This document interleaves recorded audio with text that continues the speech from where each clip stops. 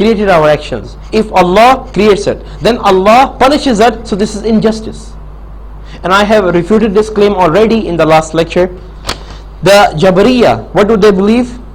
They are also known as Jahmi Jabari. They have two names. They are also called as Jahmiya and also known as Jabariya. These are two names given to them.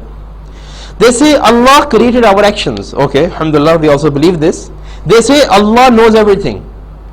Okay, we also believe this. They say Allah has written it down. Okay, we accept this. They say Allah willed it. Okay, but they go one step further. They say Allah forces the human being to do something. Meaning they say human beings are helpless now. Why? Because they say that when Allah has written something down, it will happen, so human being cannot do anything.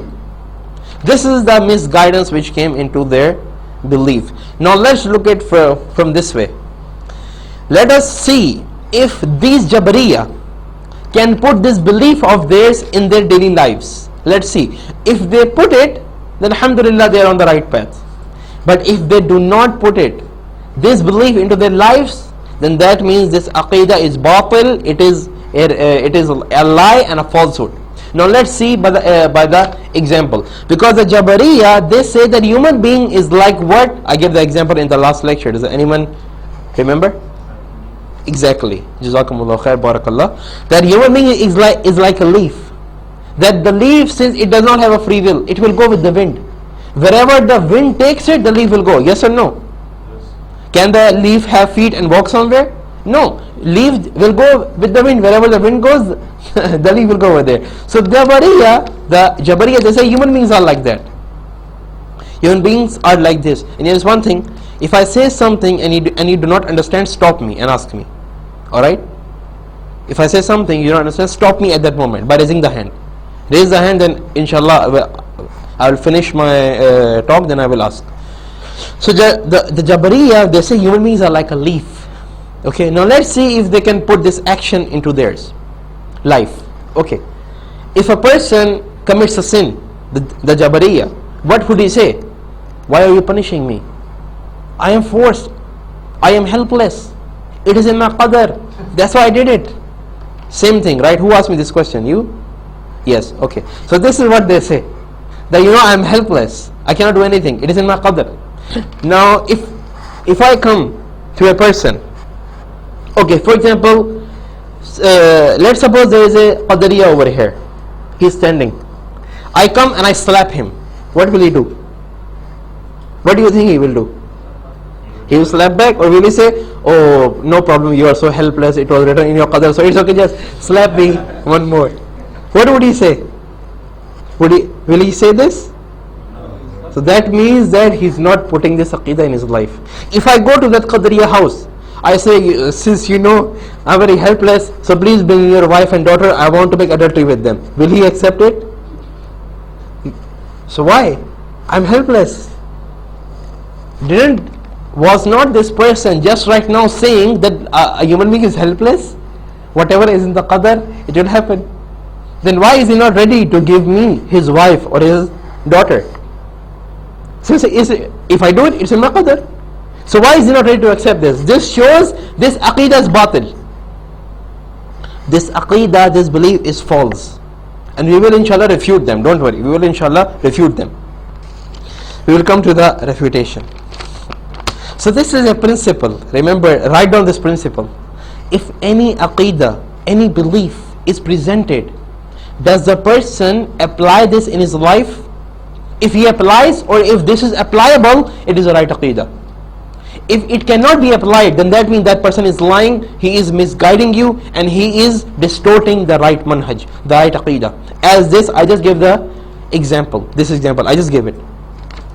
Okay.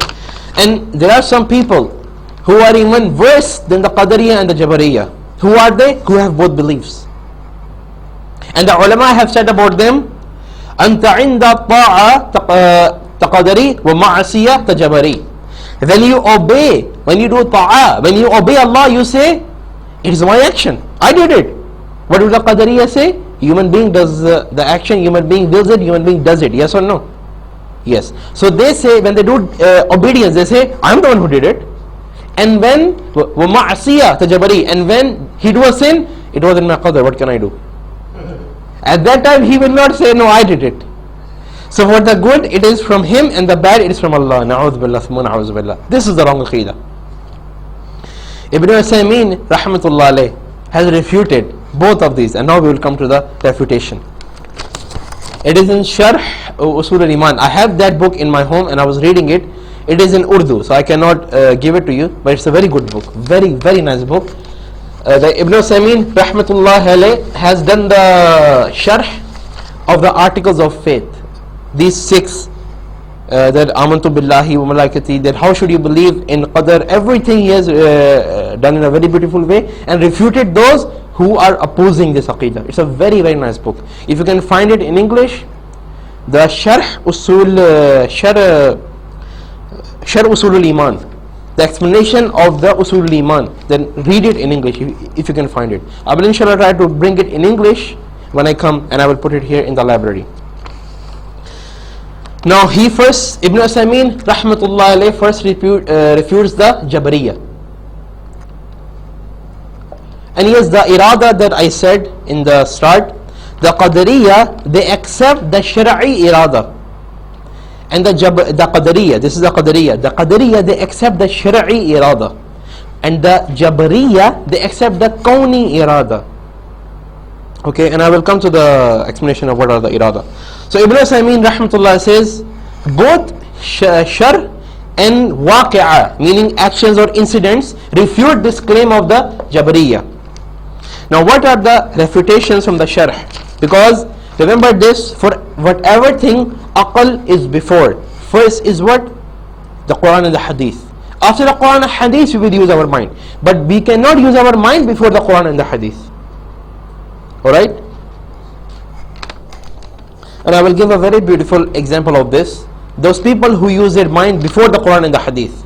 I was listening to a lecture that there are some people these days, the Hanafis especially, they would say that why don't you use the weak ahadith in your life? So what is their claim? How do they support this claim of theirs that weak ahadith, da'if ahadith should be used in the actions? What is their proof? Look at their proof. They say, if your parents are old, they are weak, will you throw them out of the house? Will you throw them out of the house? Yes or no? No. So why are you throwing the weak hadith out of the sunnah?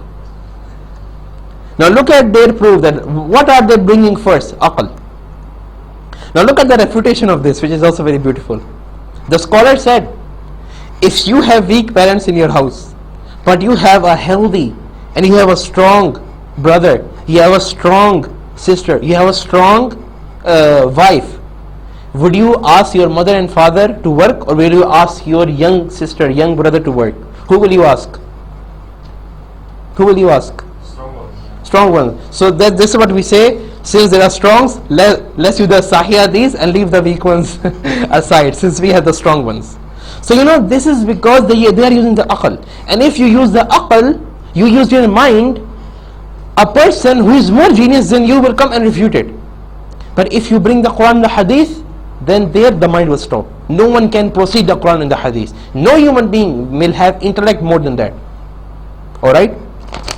So Ibn Uthaymeen rahmatullahi alayhi says, Allah subhanahu wa ta'ala says in the Quran in Surah Al-Imran, minkum man yuridu dunya wa minkum man yuridu al-akhirah.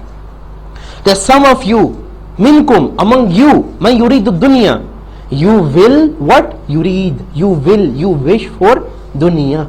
So Allah is saying you have a wish, you have a will, you have the will. Unlike the Jabariyah who say that human beings are helpless, Allah is saying over here what? Minkum man yuridu dunya wa minkum man yuridu al-akhirah. Some of you, they desire, they will, they wish for dunya, while some of you desire and wish for the akhirah.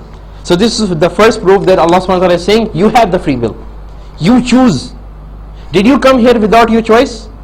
Did you will that okay, I will go and listen to the lecture? Did you will or not? Okay, so you have the will, you did will. So this opposes that. Now there are other proofs also. In Surah Al-Kahf also, chapter number 18, verse number 29, Allah subhanahu wa ta'ala says, وَقُلِ الْحَقُّ مِنْ رَبِّكُمْ. say that the haqq, the truth is from Rabbikum, your Lord.